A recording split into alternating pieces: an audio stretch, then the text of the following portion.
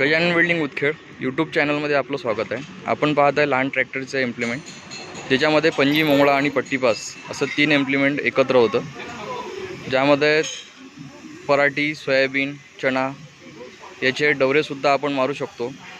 त्यानंतर उन्हाळ्यामध्ये जे आपण मशागत करतो ते सुद्धा याच्यामध्ये केल्या जाते। याच्यामध्ये मोंगळ्याच्या 3 पासा लागतं, एक पट्टीपास लागते आणि पंजीचे 5 फंटे लागून राहिले।